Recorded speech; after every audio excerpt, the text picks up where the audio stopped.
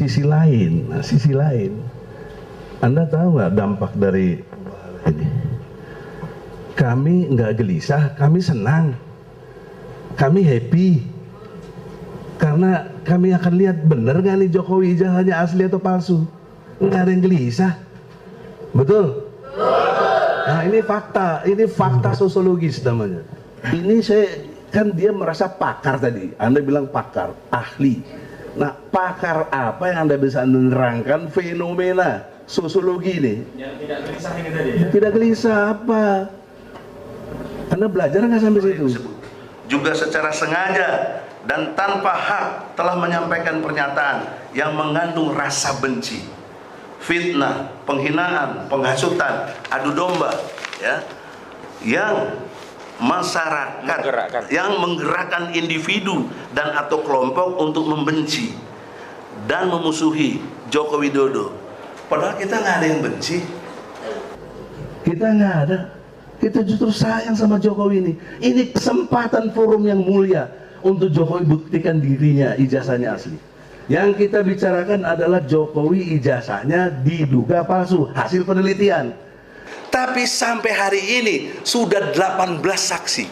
2 ahli agama, ahli bahasa, 16 saksi fakta. Tidak ada yang pernah ijazahnya yang asli dilihatnya. Nah, sekarang saya nanya sama Anda pernah lihat nggak ijazah asli Jokowi? Halo?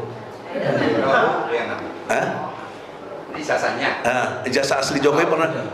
Tidak tahu? Dia tidak tahu dari mana. Nah, itu jujur baru. Assalamualaikum warahmatullahi wabarakatuh. Sobat Lutfi Info dimanapun berada, welcome to my channel YouTube Lutfi Info, YouTuber santai yang membuatnya terlelap hingga tertidur. Gerakannya seperti badai yang membuatnya terkejut hingga terbangun dari tidur. Salam takzim untuk semua.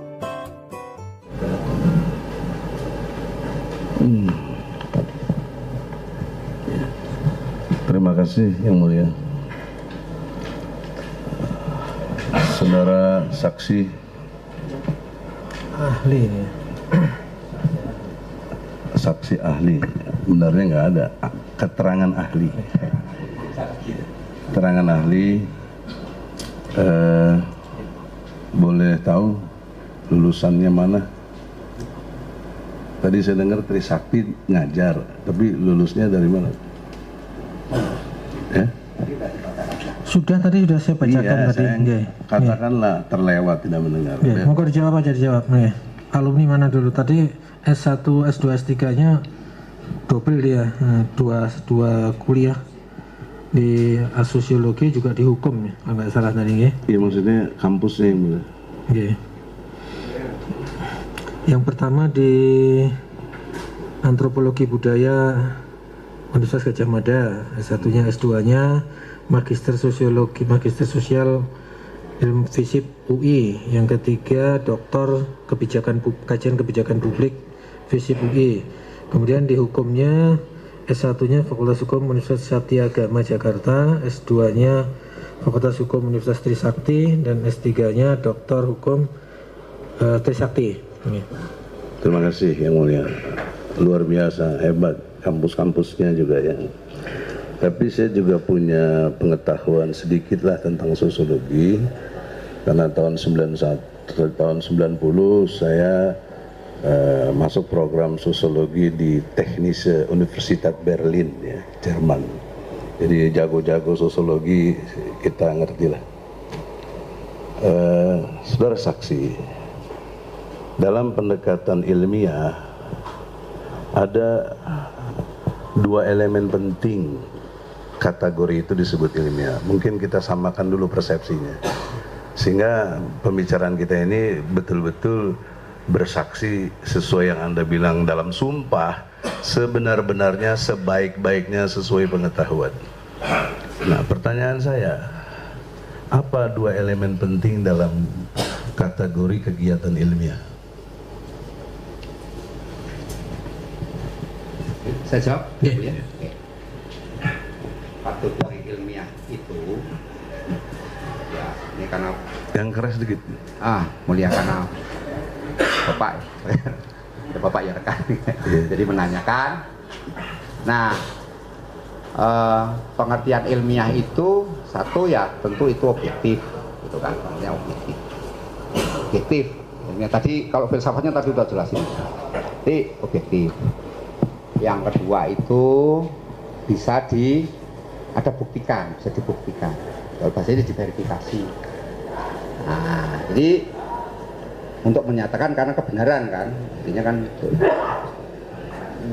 gitu Pak. Jadi sepanjang itu objektif, sederhananya objektif, nah itu bisa dibuktikan, itu sudah cukup itu. Ada yang lainnya, misal diobservasi itu sifatnya empiris, itu sifatnya itu banyak itu ambil-ambil ininya. Tapi dalam pengetahuan yang saya terima, yang saya dapat itu lebih ke ditambah mudah. Karena nanti kalau kita bicara teori, banyak sekali teori. Ya, dijawab aja yang ditanya aja. Nah, metode saja. Ya, tadi metode ilmiah tadi. Ya, persepsi saya itu tindakan berpikir ilmiah, objektif, sistematis, dan juga kemudian toleran, jujur, benar, adil. Yang saya maksud elemen ilmiah itu dua, yang saya maksud adalah metode dan yang kedua istilah. Karena semua begitu, mulai kita belajar kaji metodenya apa, kemudian istilah-istilah apa yang dipakai. Nah, di sini dikaitkan dengan metode, saya melihat Anda bisa dari deduktif ke induktif. Nah, saya mencoba dari induktif ke deduktif dan membangun istilah-istilah. Nah, dalam keterangan Anda sudah meyakini dengan pendekatan ilmu sosiologi tadi caranya objektif. Tapi dalam paparan Anda tidak objektif. Di mana tidak objektifnya? Satu, apa yang ditanyakan jaksa tadi soal dampak, gitu, bisa menimbulkan keonaran, keresahan, istilahnya sampai ada tingkatannya tadi kita mendengar semuanya, sampai kepada anarkis juga, ya, anomi yang paling tinggi, chaos itu. Nah, sisi lain, Anda tahu nggak dampak dari ini? Kami nggak gelisah, kami senang, kami happy, karena kami akan lihat bener nggak nih Jokowi ijazahnya asli atau palsu. Nggak ada yang gelisah, betul? Nah, ini fakta sosiologis namanya, kumpulan individu-individu. Kenapa Anda cuma satu pihak timbul kegelisahan? Enggak, kita happy kok. Karena kalau ini terbukti, itu punya baru yang disebut dengan akibat hukum. Nah, itu istilah ya, dan metodenya udah berbeda kita. Tapi Anda di sini, menurut istilah saya, Anda melakukan penyelundupan sosiologi, ya. Jadi ada yang diselundupkan oleh Anda, nggak diterangkan secara ilmiah tadi. Maka oleh karena itu, bagaimana Anda memandang, pertanyaan saya, orang-orang yang seperti ini? Mereka datang ke sini tanpa dikasih ongkos, tanpa dibiayai, dari berbagai macam daerah, bukan cuma Solo aja nih, banyak, ya. Sebentar. Itu tolong ke Pak Penasihat Hukum, pertanyaan. Ya, maksud saya begini, Pak. Ini fakta, ini fakta sosiologis. Secara individu datang ke sini dengan penuh sukarela, bukan dengan kegelisahan. Bagaimana menerangkan ilmu tadi kepada mereka ini dan saya di sini semuanya? Ada ilmunya. Yang ditanyakan apa yang ditanyakan? Ya itu tadi, apa ilmu Anda menjelaskan istilah-istilah apa yang Anda bisa terangkan kalau ini tidak ada kaitan dengan kegelisahan. Justru happy kita ke sini. Ya. Bahkan tanpa disadari polisi, jaksa, hakim mestinya happy. Kenapa? Karena dapat kerjaan ada kayak begini. Kalau nggak dapat kerjaan, kau juga. Ya, ini soal happy. Jangan dibantah-bantah tadi. Ini karena ahli, silakan dijelaskan menurut keahlian saudara. Sesuai keahlian. Kita juga ahli lah. Tadi kan. Nah, oleh karena itu, yang mulia, mohon dengan hormat yang mulia, mulia nanti menjembatani aja menilai. Ini saya kan dia merasa pakar tadi. Anda bilang pakar, ahli. Nah, pakar apa yang Anda bisa menerangkan fenomena sosiologi ini. Yang tidak gelisah ini tadi ya. Tidak gelisah apa? Anda belajar nggak sampai situ? Silakan kalau nggak bisa jawab dijawab, kalau nggak bisa Kalau jawab nggak usah, nggak apa, nggak dipaksakan. Lanjut lagi yang lain. Nah, biar ditanya yang lain. Oke. Kalau bisa dijawab dijawab, kalau enggak, kalau saudara tidak mau menjawab, ya itu hak saudara. Oke. Baik yang mulia, karena ini apa sharing ilmu, ya. Saya anggap sharing ilmu. Iya, Jadi ilmu itu tidak ada absolut, tidak absolut. Pasti ada kekurangan. Nah, berarti pendapat Anda tidak absolut. Ya nggak absolut. Ya makanya ada sisi lain. Maka saya ingin tanya satu aja Pak. Ya, sebentar, biar ahli menjelaskan dulu pertanyaannya. Oke. Jadi nanti mengenai kebenaran apa Pak Beliau Hakim. Saya kan hanya menyampaikan menurut ilmu yang saya baca. Nanti kalau memang ada, silakan aja panggil yang lain. Oke. Panggil aja yang lain. Nanti berpendapat Saya yang nggak nanya yang lain, yang saya tanya Brother Trubus. Saya tanya bagaimana Anda dengan pendekatan metodenya Oke, silakan dan dijawab istilahnya sesuai apa dalam sosiologi? sesuai kewajiban saudara sebagai ahli di sini, nggih. Ya jelaskan. Kalau memang Saya tidak tanya. bisa dijawab, nggak usah dijawab, terserah Anda. Nggih. Ini bukan forum debat, saya sekali lagi ingatkan ini bukan forum debat. Ini kita mencari masing-masing mencari kebenaran. Nanti ada bandingannya, silakan nanti kalau dijadikan aksi yang lain, saksi ahli yang lain monggo. Tapi sekarang Anda yang ditanya, sekarang Anda di sini, Anda yang ditanya. Sepanjang pengetahuan Anda bisa dijawab, silakan dijawab. Nggih. Intinya aja, biar nggak usah melebar kemana-mana. Nggak apa bro, Oke. kalau nggak Oke. dijawab itu sudah kita Oke. lanjut yang lain. Oke. Tadi yang mulia sudah saya jelaskan tadi ya. Sudah Itu tidak menjawab. Anda menerangkan yang bukan saya tanya. Yang saya tanya biar fokus. Metode apa Anda gunakan dan istilah apa yang Anda bisa sebut tentang fenomena sosiologi yang tidak gelisah, tapi malah happy kita. Ingin tahu. Tadi Anda sendiri bilang kepo. Waktu saksi-saksi lain kemarin juga saya bilang kepo. Bukan ada gelisah. Ya, bisa Ah, dijelaskan ya. Jadi ada Pertanyaan saya dua, metode dan istilah. Monggo kalau Jadi mau ada dijelaskan. istilah, Oke. istilahnya itu kita sebutnya kan ada teori kemajumukan, jadi pluralitas. Kurang dengar brother, tolong Yang Baik ya, ada teori kemajukan. Kalau bahasa kerennya pluralism teori. pluralisme. Jadi orang itu dalam masyarakat itu ada yang istilahnya bahasa keren, ada yang berpendapat berbeda, ada yang punya pendapat itu masing-masing. Konteksnya adalah kalau kaitan dengan sosiologi hukum, yaitu kalau ada kaitannya dengan hukum. Kalau tidak ya sudah itu merupakan hal yang sifatnya aspirasi. Makanya saya dikatakan tadi, apakah itu yang disampaikan dalam itu langsung melanggar hukum? Tidak. Sekarang itu kan ada prosesnya dulu. Ada kritik sosial, itu ungkapan yang kemudian menjadi kritik sosial. Itu bertahap, pemahamannya bertahap sampai kepada ada kalimat-kalimat yang kemudian itu sebagai Oke, itu ya bahwa mengenai kepakaran mengenai apa kita nggak usah ini, karena kalau pakar saya udah itu urusannya sertifikasi dosen itu kementerian punya mana ya. Ya, tapi diuji Jadi kami yang menilai, nanti kami yang menilai. saya pakai saksi Oke, kami yang menilai. keterangan. Oke. Pengantar hakim sudah jelas, yang dilihat pendapat Anda. Nah, saya mau tahu pendapat Anda. Ya itu pendapat saya sudah. Ya, Belum udah, jawab. itu Anda nggak pendapatnya. jawab metodenya apa, Anda nggak jawab istilahnya apa. Enggak, yang ditanya tadi metode dan istilahnya yang ditanya. Bisa dijawab. Terhadap orang yang happy, nggak gelisah. Tadi kan kegelisahan, menimbulkan kegelisahan. Nah, sekarang yang ditanya kebalikannya. Ada yang tidak gelisah, ada yang happy dan tidak gelisah. Nah, teori apa dan istilah apa yang bisa Metodenya apa? metode apa yang bisa Ya, betul. saudara sampaikan di sini? Itu intinya dua aja, metode dan istilah. Ya, Jadi yang pertama kan tadi saya sebutkan teori. Teorinya kan teori pluralisme teori tadi. Jadi dalam masyarakat itu tidak sama, semua harus sama, seragam. Ada perbedaan-perbedaan. Jadi itu dalam sosiologi. Nah, metode apa yang bisa disampaikan? Itu adalah metode sebenarnya kepada ini kalau bahasa sosiologinya itu ini saya mau menerjemahkan supaya sederhana dipahami orang, kalau enggak nanti terlalu ilmu saintis. jelasin aja. Oke, silakan. Ya. Jelasin aja. Tolong penonton tenang, ya. Jadi metode yang digunakan itu adalah metode keilmuan yang mendasarkan pada faktanya itu.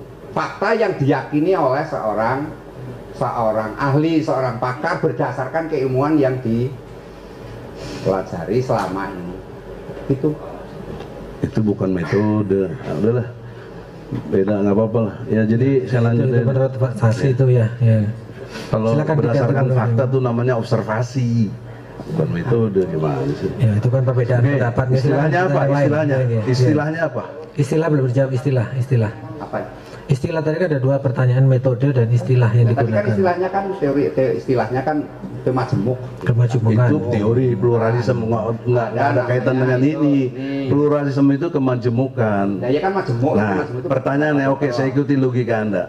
Kalau Anda ngerti ada pluralisme, kemajemukan, kenapa Anda stereotip satu saja yang disebut dampak negatif? Kenapa? Kenapa nggak disebut ada pluralisme? Sebentar, saya jelaskan. Oh, saya juga punya ukuran hukum. Nah, Anda tadi bisa menerangkan yang disebut dengan onar kegelisahan, meningkat menjadi kacau, meningkat jadi anarkis, meningkat jadi anomi. Nah, belum lagi sampai chaos, itu.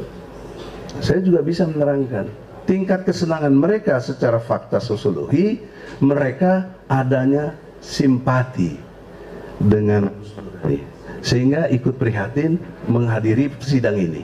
Yang kedua, meningkat jadi empati. Empati itu ikut merasakan penderitaannya dan membantu, berkorban karena dia ditahan dan perlu biaya dan banyak yang membantu. Empati. Dari empati sekarang muncul datang baik, namanya solidaritas. Saya bisa berteori yang beda dengan Anda tadi. Kenapa Anda nggak sebut ini? Seolah-olah Kim Dasma terpengaruh. Benar teori Anda. Nah itu oke lah. Kalau kita beda banget ya sudah. Tapi begitulah. Kita diuji pendapat kita kan. Tapi yang saya uraikan fakta. Sementara itu nggak kejadian. Mana kekacauannya?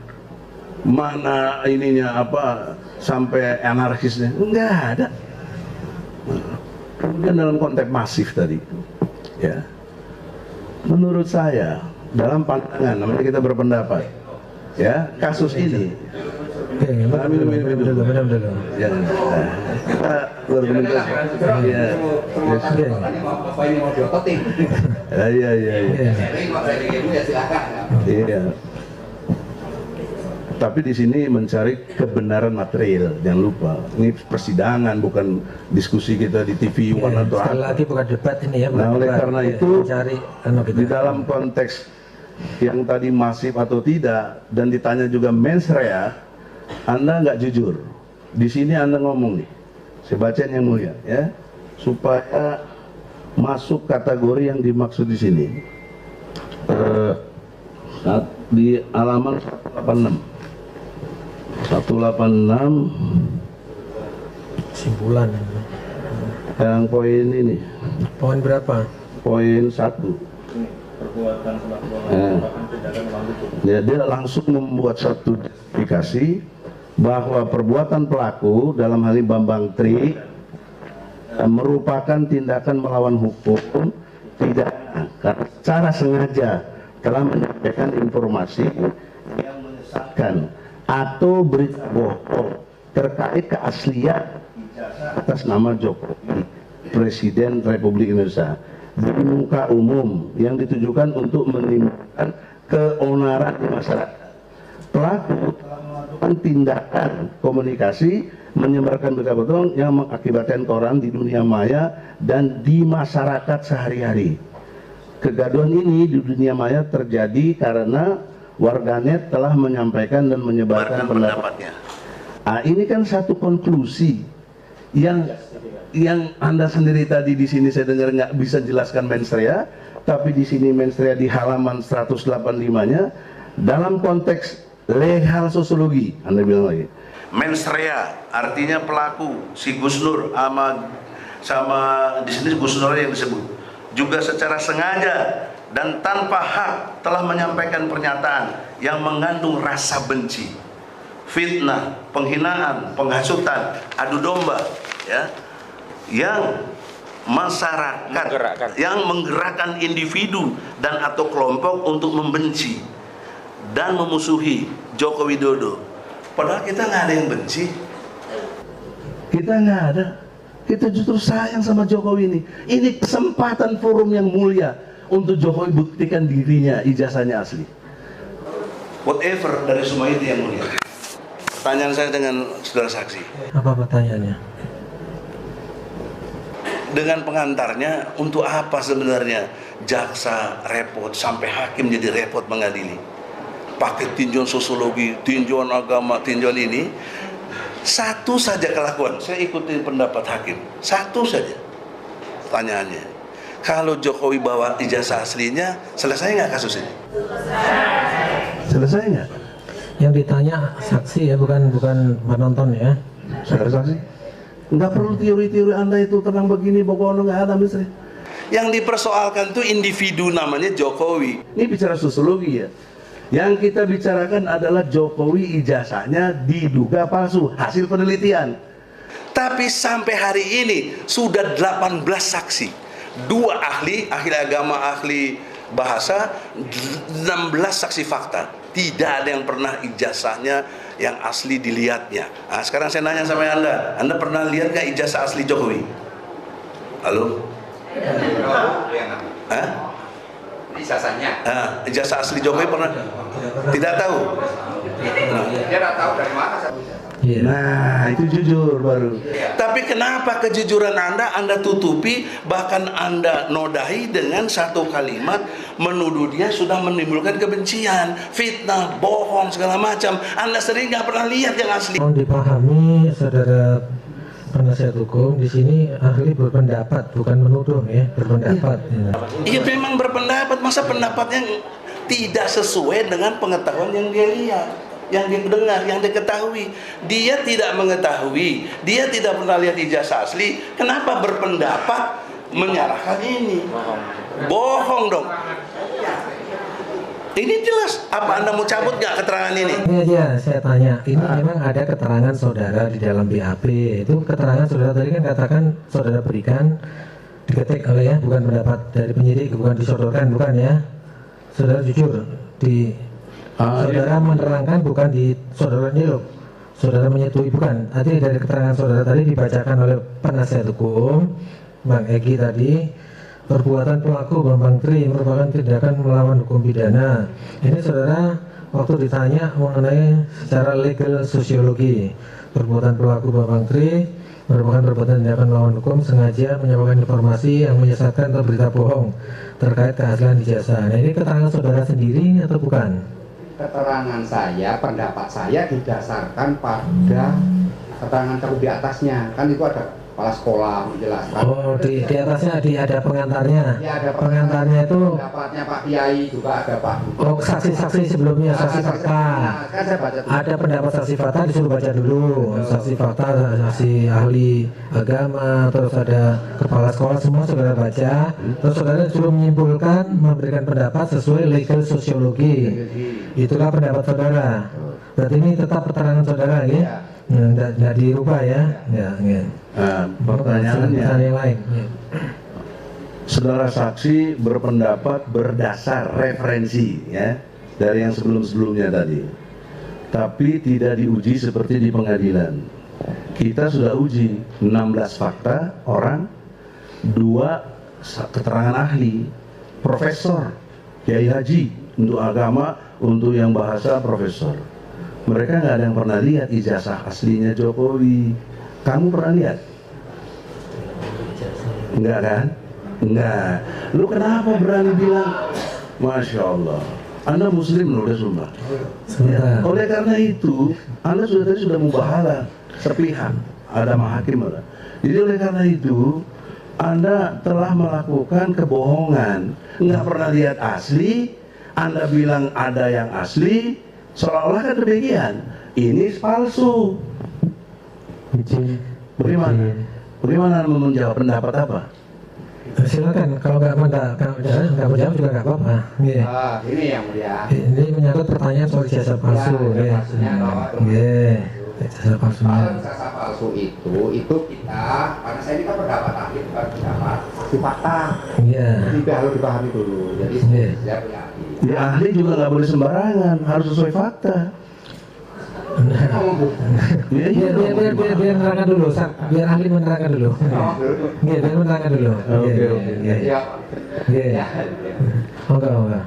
Jadi itu berdasarkan pendapat-pendapatnya. Terus saya berpendapat kan gitu, Bapak. Ya. Itu ya bilang. Ya karena saya kan tidak sekolah sempat ya. Itu fakta itu saksi fakta bukan. Enggak sama kemarin. Intinya begini ya, saudara saksi tadi memberikan keterangan legal sosiologi itu didahului ditunjukkan keterangan saksi-saksi sebelumnya, itu kan saksi fakta. Dan sebelum memberikan pendapat kan harus mengetahui faktanya dulu kan ya. Setelah mengetahui fakta dari saksi-saksi dan ahli, saudara memberikan pendapat seperti itu. Intinya pendapat ini tetap saudara pertahankan atau diganti? Tetap pertahankan itu. Kali saya melakukan itu. Ya, tetap itu pendapatnya. Oke, jadi ya tetap. Oke.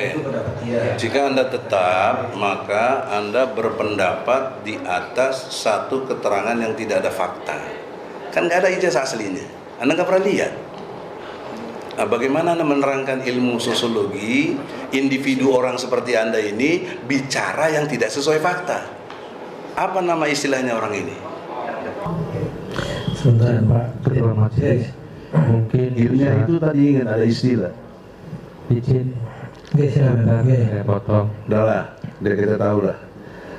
Nah, kemudian, oh Oke, iya, silakan. Mungkin saya hanya mau protes juga kepada Ketua Majelis Hakim. Jadi begini Bapak, mungkin keberatan penasihat hukum itu bisa Bapak jelaskan di dalam pasal 165 ayat 4 itu nanti mungkin dari penasihat hukum bisa menghadirkan saksi yang mendukung dari pendapat penasihat hukum terdakwa. Jadi semua Bapak selaku Ketua Majelis Hakim, saya bacakan ya pasal 165 KUHP. Hakim dan penuntut umum atau terdakwa atau penasihat hukum dengan perantara hakim ketua sidang dapat saling menghadapkan saksi untuk menguji kebenaran keterangan mereka masing-masing. Ya. Jadi kalau menurut penasihat hukum ini saksi ini tidak berkualitas, tidak sesuai dengan persepsi atau perspektif dari penasihat hukum, jangan dipaksa. Saya mau. Ini logikanya bukan maksa yang mulia, tapi dialog. Orang intelektual kekuatannya di dialog. Seperti yang sampaikan di awal. Kalau yang nggak bisa dialog tuh nggak intelektual. Dan juga bukan debat kusir, ada parameternya yang mulia. Parameter kita hukum, ada metode, ada istilah Pasti ilmiah. pendapat itu wajar sama. Dan kita sudah sampai dia nggak bisa jawab. Ya itu hak saksi. Nah, berdasarkan pasal 165 tadi, KUHP ya, nanti kita berharap, ya, justru sekarang berharap kepada hakim. tapi sebelumnya saya bertanya dulu kepada saudara saksi. Kita sama-sama kenal lah, tahu kan, dokter. Itu dalam konstruksi legal sosiologi, ini tadi Anda yang kemukakan, ya, legal sosiologi. Ada satu individu yang ijazahnya dituduh palsu, tapi cicing wae cek nama, gitu. Diam aja, nggak ada komentar, nggak ada apa, nggak ada ini. Tapi di belakang itu kita tidak tahu. Bisa aja perintah jaksa agung, ya, telepon Mahkamah Agung, hakim juga nggak tahu. Itu kemungkinan itu terjadi apa tidak? Dalam konteks sosiologi faktanya di Indonesia. Kemungkinan ini ya. Iya, apa namanya teori? Kemungkinan pendapat Anda gimana? Ah. Kemungkinan jadi. Iya, kemungkinannya apa? Ya kemungkinan pasti dua kan. Iya dong. Iya atau Saudara boleh jawab, boleh tidak. Oke, terserah Anda. Anda jawabkan hari berpendapat saja. Boleh berpendapat, ya, silakan. Kalau Anda tidak berpendapat ya nggak masalah. Akan kita catat. Ya. Iya, dalam ini saya tidak berpendapat karena itu ada ranahnya ke HTN, Pak. Jadi hukum tata negara kan ya, apakah Bukan keahlian saudara. Iya, karena ini Iya. Wah, itu aja. Tidak berpendapat, saksi tidak berpendapat. Iya. ya HTN bentuk hukumnya, tapi perilakunya ini bisa masuk kategori legal sosiologi. Kenapa orang dipidana? Gimana sih? Oleh karena itu, yang kedua lanjutannya nih, si individu tadi dalam hal ini Joko Widodo tidak melakukan tindakan apa-apa, ya, dalam pengertian Yang positif maksud saya, itu kan ideal logika sehat, Anda misalnya dituju ijazahnya palsu, Anda akan tunjukin yang asli nggak? Halo? Nah, iya.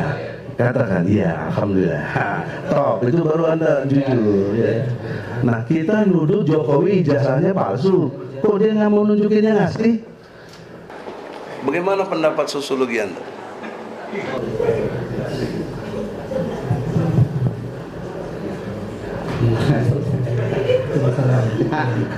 Oh, nggak dijawab, kalau nggak bisa nggak usah dijawab, nggak apa-apa.